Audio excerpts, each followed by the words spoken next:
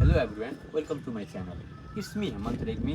भर्खरै गएको सीमा एमबीबीएस तर्फ र्याङ्क 126 र बीडीएस तर्फ र्याङ्क 32 लिएर अहिले BP Koirala institute of health science र फर्स्ट इयर एमबीबीएस पढ्दैछु। र यो भिडियोको मोटिभ चाहिँ सी एक्सपिरियन्सहरू जो चाहिँ मेडिकल फिल्डतर्फ आउन चाहनुहुन्छ उहाँको लागि एउटा गाइडेन्स भिडियो बनाउन गएको छु। र मोस्ट अफ सी एक्सपिरियन्सको क्वेरिज चाहिँ लेक्चर्सहरू रिसोर्सेस कुन फलो गर्ने, कुन बुक पढ्दा ठिक हुन्छ सीको लागि भनेर हुन्छ, र त्यो चाहिँ म अहिले यही भिडियोमा भनिदिन्छु। र मैले चाहिँ आफ्नो बेला सीको बेला चाहिँ इन्स्टिट्युटमा चाहिँ सुपर 100 जोइन गरेको थिएँ र जुलोजीहरू चाहिँ मैले चाहिँ पर्सनल लेक्चरहरू पनि केहीको लिएको थिएँ। र लाइक जुलोजीको लागि चाहिँ म भनिदिन्छु आफ्नो +2 को text book is the key हो। रिभिजन र +2 को टेक्स्टबुकमा पनि एउटा विद्यार्थी पब्लिकेसनको छ, सायद अरविन्द केसरी सरको र अस्मिता पब्लिकेसनको बुक छ +2 को जुलोजीको, त्यो लाइन टु लाइन पढ्ने।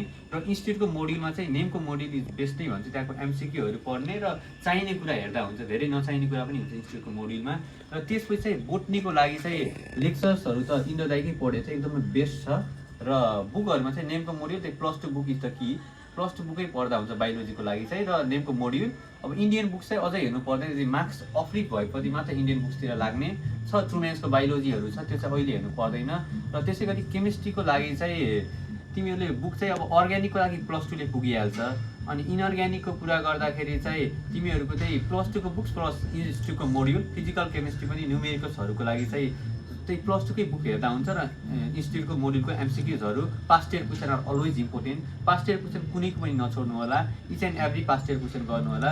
र अनि त्यसपछि हाम्रो फिजिक्सको लागि चाहिँ मैले चाहिँ जिएन मिलनको फिजिक्स पनि हेरेको थिएँ। त्यहाँदेखिको फिजिक्स एकदमै बेस्ट छ, कन्सेप्चुअली बेसिकदेखि पढाउँछ, प्लस मोड्युलको क्वेसन गर्ने बस्ने, फर्मुलाहरू जान्नु पऱ्यो, टिप्स टर्मको टिप्समा तिम्रो फर्मुला हुनु पऱ्यो।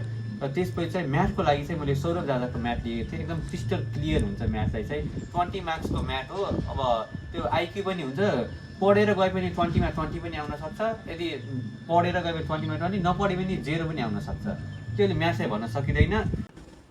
र अब चाहिँ सी आउन हल्का केही टाइम बाँकी छ। र इन्डिभिजुअल लेक्चर लिन चाहनुहुन्छ भने चाहिँ अब जुलोजीको लागि चाहिँ डाक्टर मिलन गैरे सरको अथवा पङ्कज गुप्ता सर दाईको जुन लिए नि हुन्छ।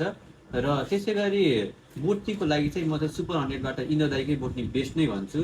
अनि त्यसपछि चाहिँ केमिस्ट्रीको लागि चाहिँ अब अर्ग्यानिकको लागि महेश पौडेल सर, अनि फिजिकलको लागि चाहिँ राजेश कुमार सरको पनि फिजिकल दामी छ। अनि त्यसपछि चाहिँ इनअर्ग्यानिक चाहिँ कुशल सुवेदी सरको इनअर्ग्यानिक पनि एकदमै राम्रो छ।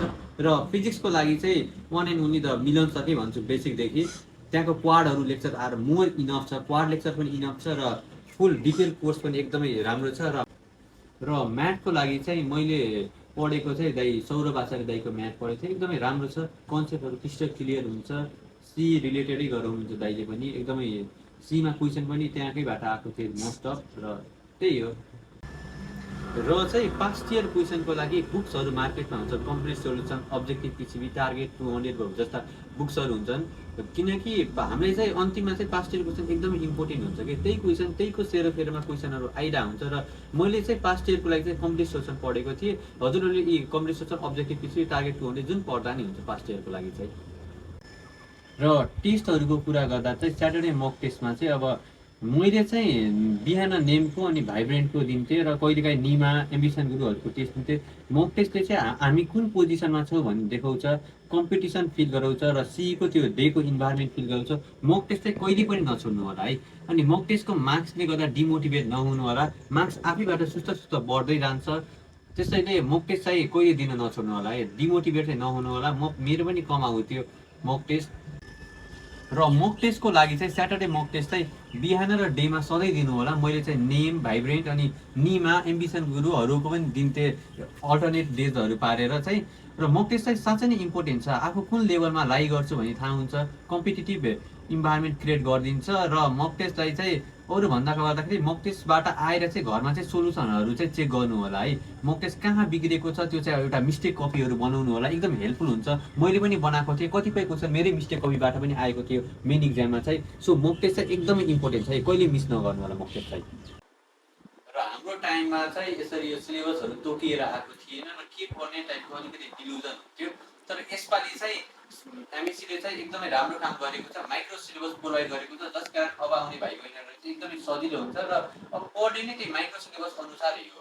कुन टपिकबाट कति कन्टेन्ट क्यारी गरेको छ, अहिले चाहिँ ह्युमन सिस्टम र अहिले डिजिज क्लिनिकल ओरिएन्ट भएर चाहिँ बनेको छ सिलेबस चाहिँ, र त्यस्तो कुराहरू चाहिँ हामीले हेर्नु पर्यो र माइक्रो सिलेबसमै जाँदा हुन्छ, बाहिरको कुरा चाहिँ नहेर्दा हुन्छ।